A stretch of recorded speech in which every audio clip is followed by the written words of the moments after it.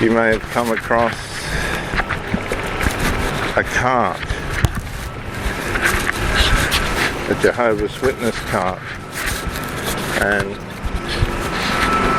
I have to advise you right from the start, do not entertain these very deceived and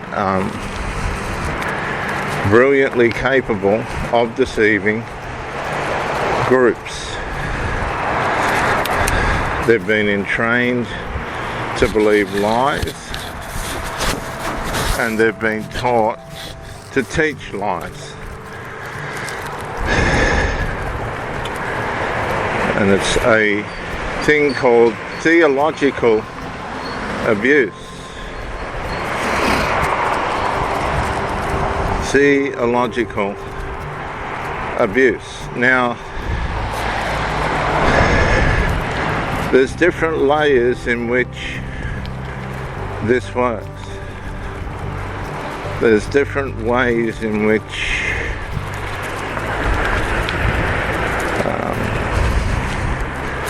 you can be manipulated and controlled by these people. And the first one is fascination. They fascinate you with their propaganda, their theological lies. They fascinate you.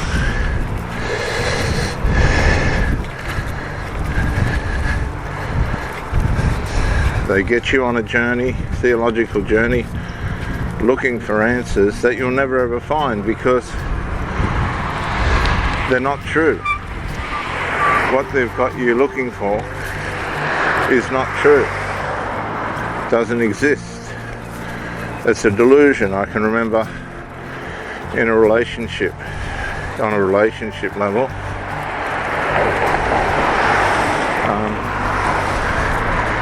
one of the sons wanted the control back over his mother, adult son.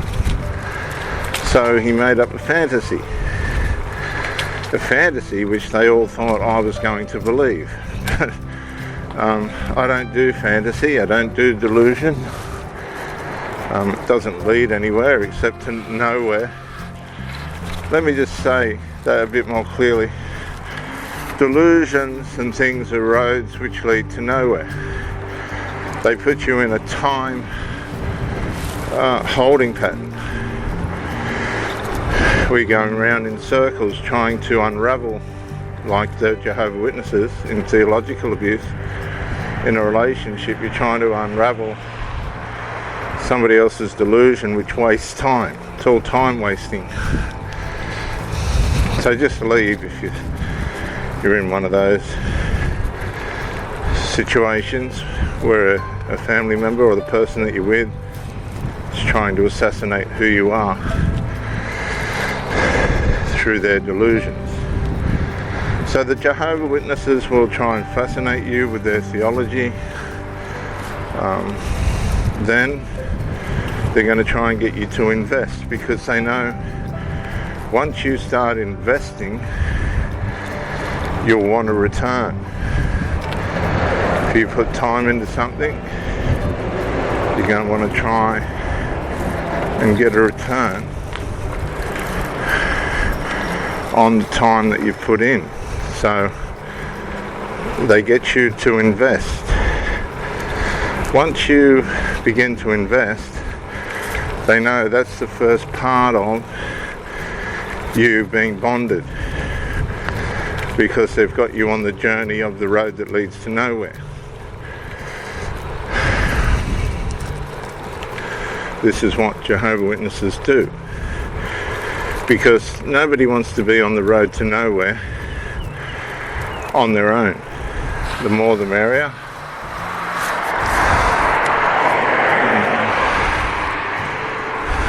It's a very lonely road when you're sitting there trying to convince yourself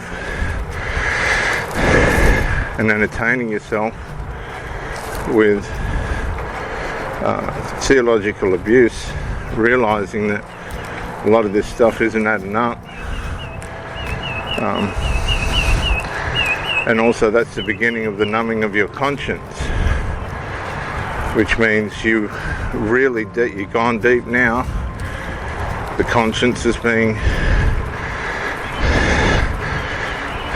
manipulated, and so now what's happening is your discernment levels are lowering. You're just giving in to the theological abuse. You're just going along with the wasted time. This is how people lose decades, even their whole lives, in these cults, only to wind up at the end of it all empty, deluded, because they're living a delusion.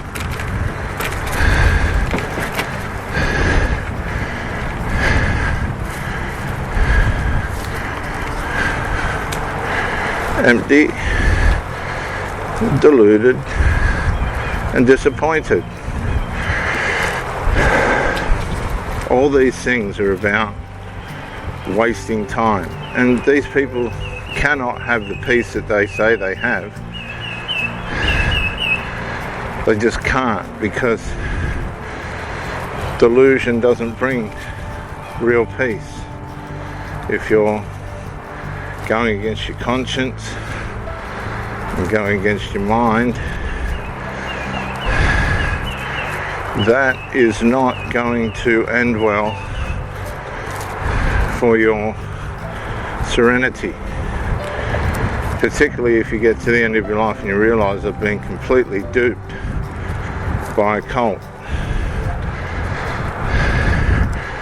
and instead of what you thought was a good investment is what's known as a sunken investment, and that's an investment that of life and time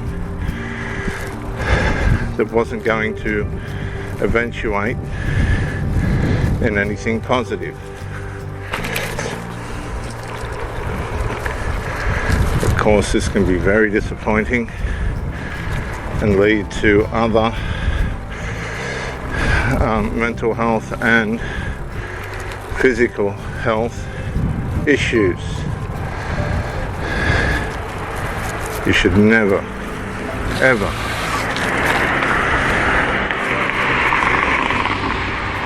go against your conscience. So you've been intrigued, you've invested, and now you feel like you're a part of something that's bigger than everything else, until you get on the internet and there's all this stuff questioning and exposing the lies that you committed yourself to. Now, two things are going to happen. Either you're going to shut it down and stay stubborn, or you're going to wake up and go, oh my God, I've been deceived, extraordinarily deceived.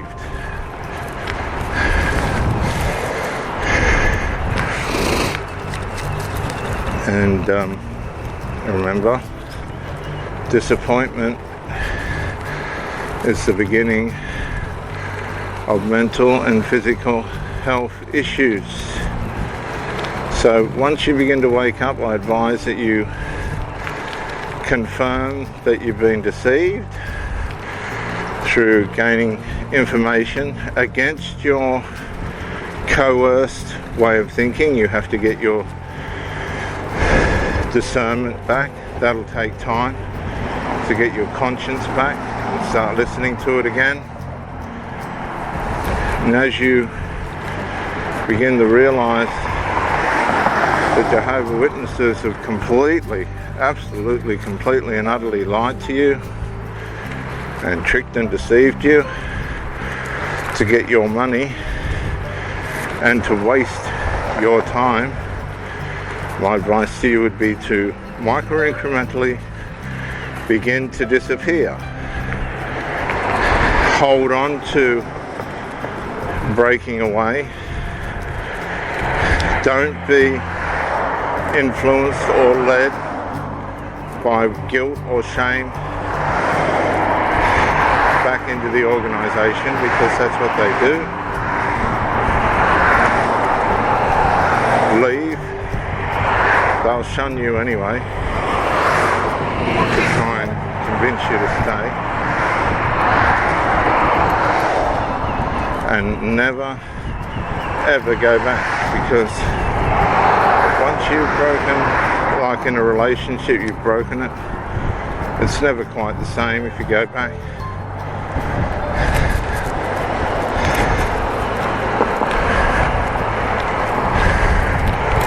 And you're only putting yourself on a path that's going to waste more time, bring more disappointment, more sickness, more illness, more sadness,